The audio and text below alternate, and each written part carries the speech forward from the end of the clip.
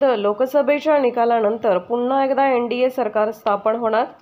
मोदी पंतप्रधान होत आहेत ही सर्वांसाठी अभिमानाची गोष्ट आहे.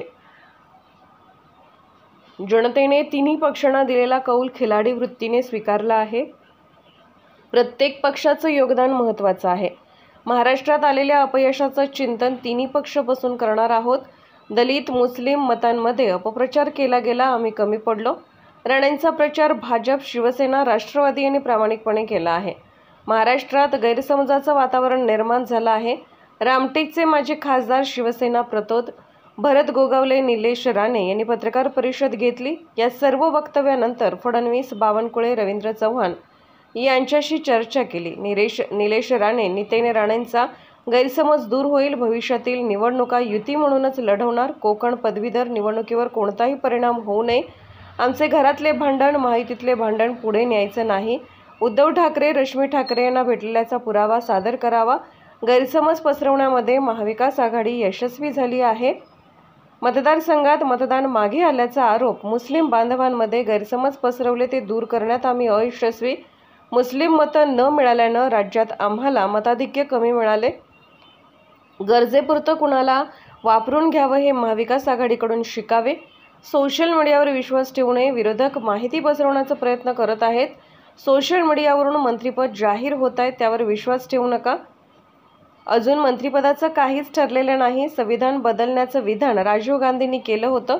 48 तास झाले नाहीत. मोठा कोण, छोटा कोण महाविकास आघाडीत सुरू झाली आहे.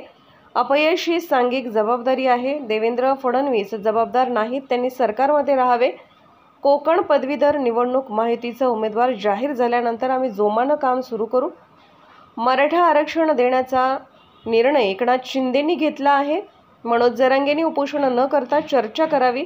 विधानसभेला महायुती राहील, स्वतंत्र पक्ष लढणार नाही. सरकार महायुतीचेच येईल. मनोज जरांगेंची समजूत काढली जाईल. माझ्यावर टीका केली की ज्यांनी माझा मतदारसंघ मागितलाय हे काय उभाटाचे पदाधिकारी नाही आहेत किंवा उभाटाचे नेते नाही आहेत, ते आमच्यातलेच आहेत. त्याच्यामुळे नक्की आम्ही गैरसमज दूर करू. आमच्यामुळं महाविकास आघाडीच्या कुठच्याही घटक पक्षाला फायदा होईल अशा पद्धतीची भूमिका माझ्याकडनं घेतली जाणार नाही. त्याच्यामुळे समोरचा कोणतरी बोललाय म्हणून माझ्याकडनं आपण देखील टीकेची अपेक्षा करू नये. ते बोललेत म्हणून मी तुम्हाला काहीतरी ब्रेकिंग देईन अशा पद्धतीची देखील अपेक्षा माझ्याकडनं करू नये. शेवटी आमचं हे घरातलं भांडण आहे, महायुतीतलं भांडण आहे. त्याच्यामुळे ते कसं थांबवायचं, कसं पुढं न्यायचं की न्यायचं नाही याची काहीतरी परिपक्वता माझ्यासारख्या कार्यकर्त्यामध्ये आहे. आणि स्वाभाविक आहे, जर गैरसमज झाला असेल तर त्याच्यातनं काही वक्तव्य होतात. त्याच्याकडे देखील मला खिलाडू वृत्तीनं बघायचं आहे. कारण आज राज्याचा उद्योगमंत्री म्हणून काम करत असताना माझ्या एखाद्या वक्तव्यामुळं महायुतीमध्ये कुठे मिठाचा खडा पडेल अशा पद्धतीचं वक्तव्य मला करायचं नाही. आणि म्हणून राणे साहेबांना मी स्वतः भेटेन. ते शेवटी सिनियर आहेत, राज्याचे मुख्यमंत्री राहिलेले आहेत. त्याच्यामध्ये मला असं वाटतं की फार काळ ही कटुता राहील असं मला वाटत नाही. आणि जे काही गैरसमज आहेत ते आम्ही बसून दूर करू. त्याच्यामुळं महाराष्ट्रातल्या प्रत्येक भाजपाच्या कार्यकर्त्यानं, प्रत्येक शिवसेनेच्या कार्यकर्त्यानं, प्रत्येक राष्ट्रवादी काँग्रेस पार्टीच्या कार्यकर्त्यानं आपापल्या परीनं महायुतीचा उमेदवार निवडून आणण्यासाठी अहोरात्र मेहनत केलेली आहे.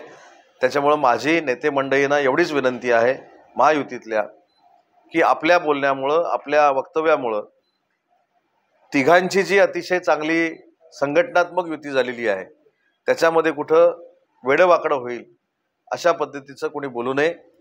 आणि म्हणूनच मी आपल्याला सांगितलं की माझ्या दृष्टीनं निलेशजींनी केलेलं ट्विट असेल किंवा नितेशजींनी घेतलेली पत्रकार परिषद असेल याच्या संदर्भातला माझा विषय, कारण प्रत्येक ठिकाणी गेल्यानंतर ते बोलल्यानंतर तुमचं म्हणणं काय आहे, ते बोलल्यानंतर तुमचं म्हणणं काय आहे, हा विषय माझ्यासाठी संपलेला आहे.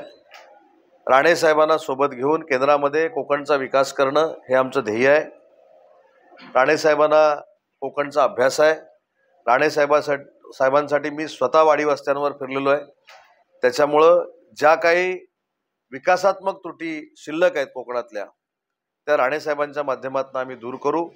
निलेशजी, नितेशजींना साथीला घेऊ. त्याच्यामुळं कोणाला जर वाटत असेल की कालच्या ट्विटमुळं आमच्यामध्ये फार मोठा वादंग निर्माण होईल आणि आम्ही भांडू आणि आम्ही काहीतरी वेगळं करू, त्याच्यामुळे माझ्यासाठी तो विषय संपलेला आहे. जे काय गैरसमज आहेत ते बसून आम्ही संपू.